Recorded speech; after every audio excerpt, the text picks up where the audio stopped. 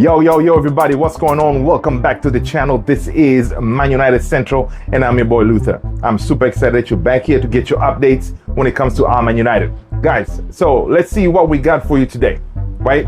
Again, today it was an interesting day. We finally got some news about our newest signing, Rasmus Højlund. And then also, let's see what's going on with the updates when it comes to outgoings, right? Did we get a outgoing when it comes to Fred or Donny van de Beek? I don't know. I'll let you know what we have. All right, let's get started. The first thing is we finally have our new number 9 in Rasmus Højlund, because he did complete his medical today. I thought that he had already done that, but apparently he completed it today. And he did put pen to paper officially as a ManUnited player. Now, we haven't yet seen the, him holding the shirt and some pictures with Ten Hag. I'm sure those are coming.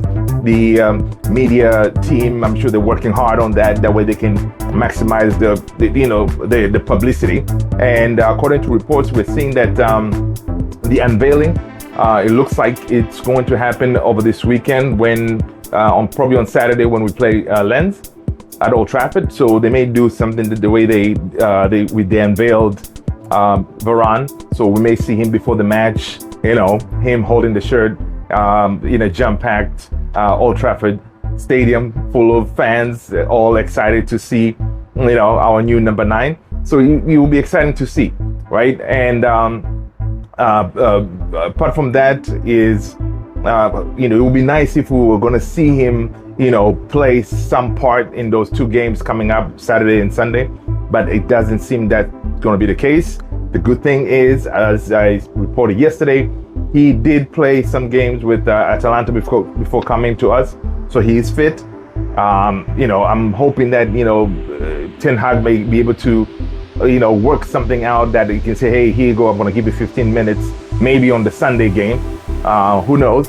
But yeah, so basically those are the updates. We finally have a signature from our new 72 million striker. I've seen reports that this is pretty crazy, right? I was watching Sky News today. There were Carve from Sky News. He was being interviewed about Højlund, and they kept on comparing him to Erling Haaland from Man City. Now, this is not fair, because Haaland, he's a phenom, right? Not a lot of times we get a striker like Haaland, the way Man City got him. The guy is amazing. Like, he was scoring goals, ton of goals before even coming to Man City. So, yes, because it's kind of, we call it lazy journalism, because they have similar names, Haaland and Højlund, they kind of they all have that blonde looking hair, and they're all strikers, so everybody's kind of comparing them. It's not fair, because we at United, we're signing a potential, right? We know this kid, Højlund, is not a complete striker. He's not the finished article. When City signed Rasmus Højlund, he was a finished article. Like, he was banging goals left, right, and center. Højlund, we're signing as a potential, so we cannot put that pressure on him. That way, people may think that, he has to come and automatically just deliver. It's not going to be that, and I'm sure United community, all of us, we understand that. We understand that we're signing the next big thing, right? And this is something that we haven't done in many years, signing that next big, the up and coming, striker or a player in any department, like goalkeeper or midfielder, attacking midfielder. So this is really good to see that we're actually doing this kind of moves. We're making this kind of moves. And the reason we're able to do this because we have a developmental coach in Erik Ten Hag. He knows how to groom these type of players. He knows how to, get them to that next level where they can perform to the highest level, right? So which is good for us. And we can, we can sit back and enjoy him developing season in, season out. Because I know for a fact with the pieces that Ten Hag is bringing together in the team, he's going to be able to elevate his game to another level. And, you know, from what I see in reports and what I see from interviews, YouTube and all that, I see the kid already has that swagger. He has that attitude. He has that can-do attitude. He believes in himself. He believes in his abilities. So that is also, you know, it's an advantage as a striker, knowing that, look, you know, I'm going to come in here, I'm going to dominate, I'm going to, you know, bang in some goals. That's good. So that's the start. And then Ten Hag is going to work on his skill, you know, that way he can finish those chances that he is definitely going to get. You know, he's going to get those chances because he's going to have Rashford playing on his left, Anthony or Sancho on the right. You know, he's going to get chances. Bruno is going to be able to get it. So he needs to, as he gets those chances, bang in those goals, because that has been our problem for many seasons, right?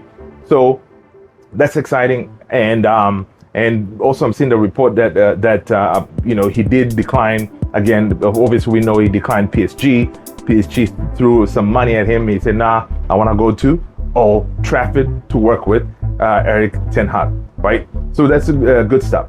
Other news, I'm seeing that when it comes to Safyan Amrabat, right? We know that's the next target. We know that Ten Hag wants to work with Safyan Amrabat, right? To be that, you know, not necessarily an understudy, that, you know, second in charge in that Casemiro role, right? And Safyan Amrabat, I'm seeing reports that he also has turned down mega money from the Saudi league, you know, from all these other clubs that offered him, you know, good money for him to move, but he turned it down because he has already told Man United, he spoke to Ten Hag and his agents, and everybody know that he wants to go to one place to work with one manager, and that manager is Erik Ten Hag, and that team is Man United. So Amrabat is already set. You know, he wants to go. The only thing is the ball is in our court. That's why we're kind of relaxed, because we know, okay, this kid, he only wants to go to one place. And the reason he wants to come to Old Trafford, because he has worked with Ten Hag. He knows what Ten Hag can do, how he can coach him, how he can get his game to the next level. And we know Amrabat is tenacious, strong, tough tackler. You know, he can, you know, hold the ball, advance the ball. You know, that's the type of player that we need in that midfield, right? Now, in order for that to happen, we need to have outgoings. Now, when it comes to outgoings, we reported yesterday and on all the news that Fred was in advanced discussion with Galatasaray, and we thought that, okay, maybe in the next couple of days we'll hear something. But I'm seeing today from Fabrizio Romano that the negotiations between Man United and Galatasaray, it looks like they've hit a stumbling block, and it could be that Fred's move to Galatasaray may be called off, right? So, which is, again, that is such a Man United thing. We always cannot complete deals, right?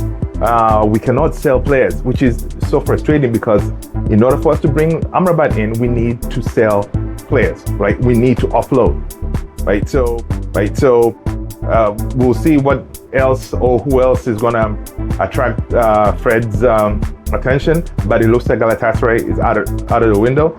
Maybe Fulham. I'm sure there are other teams may come in for Fred, because one thing we like it with Fred is there were a couple of teams, like at least 3 or 4 teams, even the Saudi League, they wanted Fred as well. So according to Fabrizio, it's 100% that Fred will be leaving Manchester United this season, right? So that's good to see. So let's just hope there's still, before the season starts, there's still a couple of weeks to go. So we'll see what happens in that aspect. Other outgoings that we are monitoring is Real Sociedad. They have been in conversation with us, Man United, for Donny van de Beek. So hopefully his deal can also work out. That way he can be offloaded and he can go and start his rejuvenating his career somewhere else, right? Because again, Donny van de Beek, he looks another one that it could be out of the door, right? So and then another outgoing that we are working on is of course Dean Henderson. Dean Henderson is another one that looks geared to be on the exit door, and he has been, of course, talking with Nottingham Forest. So we'll see if what's going to happen on that deal, because with him he was hurt. So that the discussion was kind of stalled a little bit because Nottingham Forest wanted to do like a loan type of deal. United, we want to offload. We don't want to do loans, right? So we'll see what happens there. Of course, Maguire, as I was reporting yesterday, there's still no new news. Apparently, I see that reports that Ten Hag has assured Maguire, like, look, if you're going to stay, you're part of my plans, you can stay, but it's going to be up to you. If another deal, a team comes in and with a deal that you like, then it's your decision. But as far as I'm concerned, this is Ten Hag telling Maguire, you're part of my team, my plans.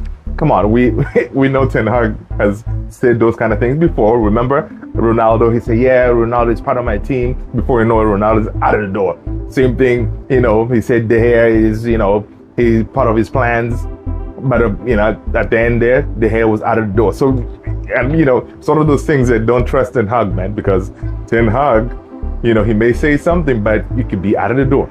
But anyway, so we'll see, because we know for sure Maguire, he does not fit the Ten Hag type of defender, right? Because and I'm hoping that Maguire can see something here, because can read the writings on the wall. Ten Hag is trying to give a contract to Johnny Evans, for heaven's sake. So Johnny Evans is in his 30s. Yes, stopgap, but we'll see, right? And also yesterday I reported that we've been linked with Todibo. So I haven't seen any progression on Todibo's coming to United. We'll see if that goes anywhere, right? And as far as other news, I'm seeing that Manchester United is linked with a young striker from Santos in Brazil. And this striker is quoted as about 13 million. So he's a 13 million striker. His name is Marcos Leonardo. Other teams looking at him include Lazio, Roma, and Nottingham Forest. So United, it looks like we're looking at this young striker, and 13 million is nothing. Again, if we bring in this type of players, like a young player up and coming, someone that can be molded to be that next big thing, that is a change in the strategy, which is good to see, because United, we haven't been operating like this for many years. So this is really good to see. So let me see here what I have on my little cheat sheet. According to reports, is apparently these leeches, these greedy people called the Glazers, apparently they are, right now we're seeing reports that they're willing, they call them they're determined sellers, right? Meaning that we see what happened is this: when they saw those reports that it's being reported that the sale has been paused, what happened to the stock, the Man United stock? It's tumbled. So now they're like, coming around saying, they're pushing this news out there, saying, no, yeah, we're still willing sellers. We're still talking on the background. We're still discussing on the background with these potential suitors, Sheikh Jassim and Sir Jim, for the potential sale. So reports coming out today say, look guys, the sale is still ongoing. It hasn't been paused. So again, we'll see. We don't trust the Glazers. We want the Glazers out of our team, and they've been dragging their feet. And of course, with them, apparently they're using this carrot that, look, yes, we want to sell, but no one has really reached our valuation, right? They wanted that, 6 billion amount. So they're saying nobody has reached that valuation. So, we really don't have to sell, right? That's what they're saying. They're saying really it's not our fault. We put in the amount that we wanted, and neither Sir Jim nor Sheikh Jassim has reached that valuation. So we really don't have to sell. That's what they're saying in the background, right? So again, they're just being greedy, because Sheikh Jassim has got way closer to that. Like at least he gave at least 5 point something billion. Basically, it's a world record fee. for any sporting franchise, right? And the Glazers feel like, no, it's not enough, because the Glazers can see that, look, in the next couple of years, Man United is going to be worth more than that 5 billion amount that they initially thought. That's why they're looking for 6 billion, because they feel like, look, with this, the team upward trajectory, we're gonna start winning trophies again because we have Ten Hag in the helm. So they can see that, you know, there's money to be made here, right? The new format with the Champions League and Club World Cup that's coming around the corner. And also they also see another thing is with the Saudi League, the way they have been throwing money into all these different leagues. So the Glazers feel like there's money to be made here as well, because look, the Saudis, it looks like they want to take over the world football and they're just throwing money away. So maybe the Glazers feel like, well, we can probably cut a deal with the Saudi League and maybe play some games in Saudi Arabia or something, right? So they see there's money all over that can be made. And of course, we know they're greedy. So we'll see what happens, you know, in the next coming weeks when it comes to the whole takeover situation. But these guys need to go. They need to leave our team, right? So guys, that is all I have. I'm hoping that you enjoyed the show. If you're watching up to this point, do me a favor, share the video with your friends, family, YouTube, WhatsApp, Twitter. That way they can also enjoy it. And also, as you're rolling out, do me a favor, hit the like, subscribe, notification bell. That way you do not miss any new videos coming out of this channel. Thank you so much, guys. Peace.